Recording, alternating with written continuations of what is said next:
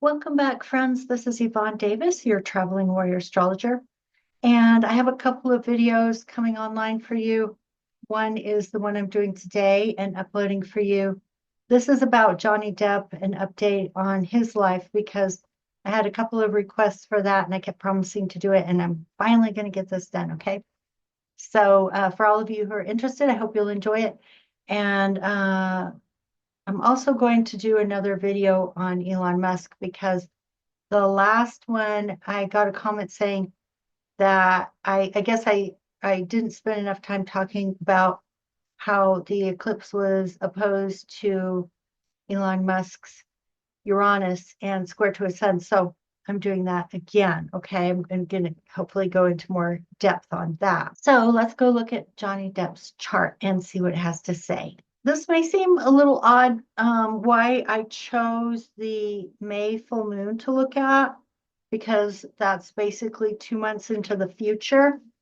But I do think that it feels super, super important because of the way this full moon is landing on his chart and other things happening here. And so I felt like this would probably give you a more accurate understanding of what's happening in his life and the direction that things are moving in. So basically, when we look at this full moon, and this one's going to be challenging, possibly for a lot of people. It could be positive if you have it landing in a positive way in your chart. But whenever you have Uranus, it can really shake things up and cause a lot of chaos and disturbance and just general disruption, okay, and change. But a lot of times it happens out of the blue in a way that we're not expecting, and that can be a little bit disturbing in itself. So I would say for the most part that I didn't see this chart as being difficult, except that he has Pluto in his seventh house of long-term meaningful relationships, and it's square to Mercury up here. Now, understand that everybody's going to have this Mercury Pluto square. Mercury is communication. So it could be that somebody has a blow up because the moon is opposite Uranus. That can cause a major emotional blow up. And then we've got Mercury, the planet of communication, square to Pluto. I haven't looked into his personal life, so I'm just doing this reading cold.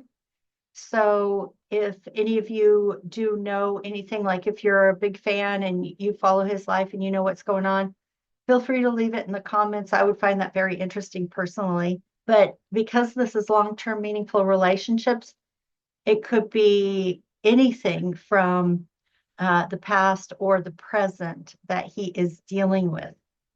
We've actually got two things going on that square this 10th house Taurus. We've got that Mercury right over his midheaven. So whatever the communication is could actually become very public. And it's square to Pluto. So yeah, I see some kind of outburst, some kind of disruptive information or communication coming out. And so for him personally, this is really challenging, but I'm saying that we as the public may also find out about this because of the fact that that Mercury is right over his midheaven, which is the most public place in a person's chart. So what that means is coming from the seventh house of long-term meaningful relationships and contractual relationships, including marriage and business relationships, any kind of relationships that are meaningful. I always say long-term meaningful relationships because usually a relationship isn't very meaningful if it's not long-term, but that's not always true. Sometimes we interact with someone for a very short period of time and it can be tremendously meaningful. So again, this could relate to anybody that he is encountering in a meaningful way. It could relate to past marriages or current romantic relationships, because marriage partnerships, usually they are contractual. They're fundamentally contractual by nature, but marriage type of relationships can also fit in this house because we have agreements with people when we're in that kind of long-term romantic relationship. And when we're involved with them in that deep and intimate way, and possibly even living with someone, or it could be past marriage partners, or it could be business partnerships, business contractual relationships. So there, it could, run the gamut of any of these kinds of relationships. The problem is that they are becoming extremely challenging. Pluto is the power planet. So whenever you're having a challenging transit with Pluto, you're seeing issues around power dynamics. And that can go either way. It can be one person having like a power trip over another person. So like that individual could be doing it themselves to other people or having it done to them. And it's not always one way. So I definitely think that's what's going on. There are major, major power trips. Now, I will say one thing that I did hear in the news about Johnny Depp was that he was experiencing a lot of challenges related to people apparently.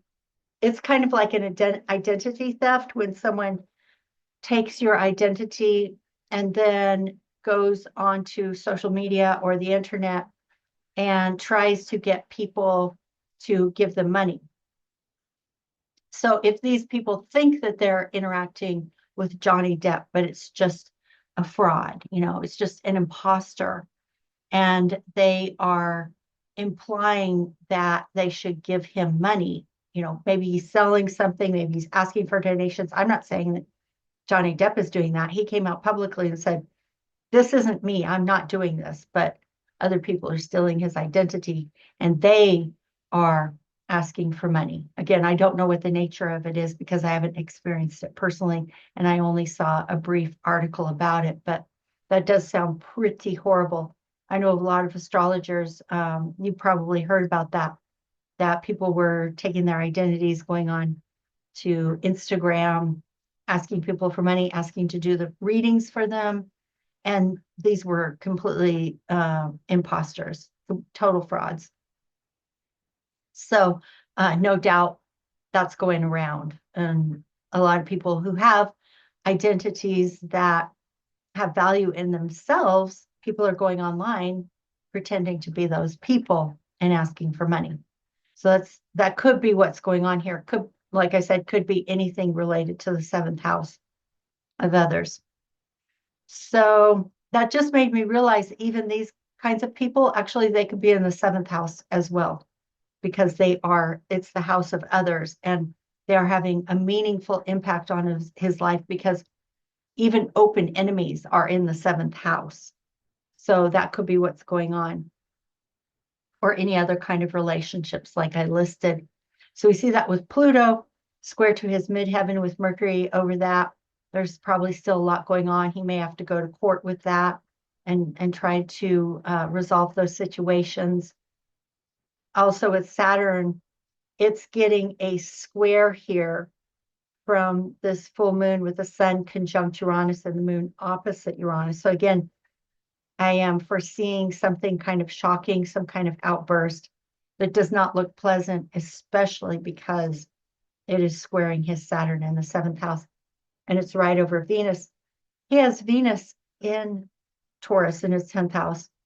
She's direct. So it's a very strong Venus because Venus rules Taurus and it's in his 10th house and it's direct. And I think that's why, over the years, he was so successful as a performer.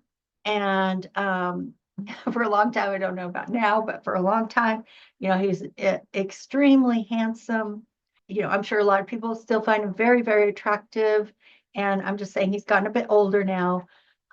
He's apparently gained some weight. So, that happens. But anyway, certainly for most of his career, he's extremely handsome. I would say he has the ability to speak in a way that most people would find very attractive, which I would say most people would find that to be true as well. And so that's what we have in his chart.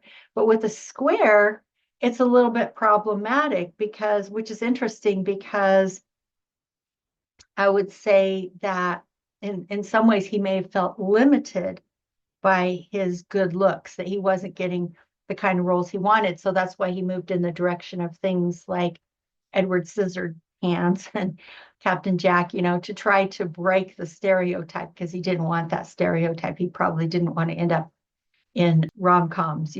So that square can help with that, with the kind of battling that image, but also can be challenging in relationships with women, which obviously we have seen. That was one of the most public divorces, even worse than Angelina Jolie and Brad Pitt. It was, I mean, his divorce from Amber Heard was just horrible, and having to go to court to stop her from saying all these terrible things about him that weren't true, and having that all that dirty laundry out there in the public. So but I know a lot of people definitely sympathized with him. That was a very challenging relationship, and he was treated unfairly in that relationship.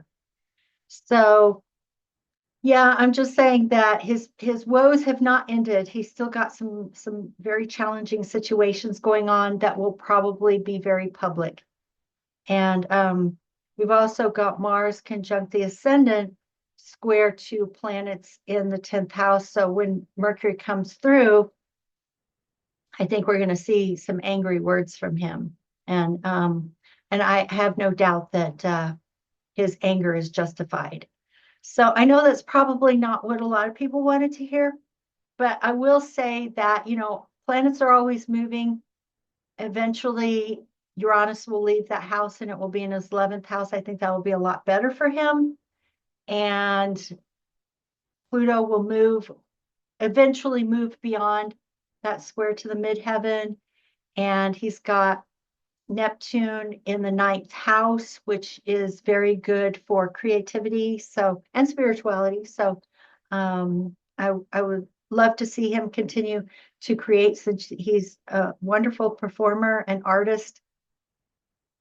And he's, maybe going to, when I say spiritual, could also be delusion. So, I would really love to see him get sober once and for all. I think that would be much to his benefit. So I hope you enjoyed that reading. I know some of you may not have been too happy to hear that he's still struggling with these issues around relationships and power tripping, people's power tripping him.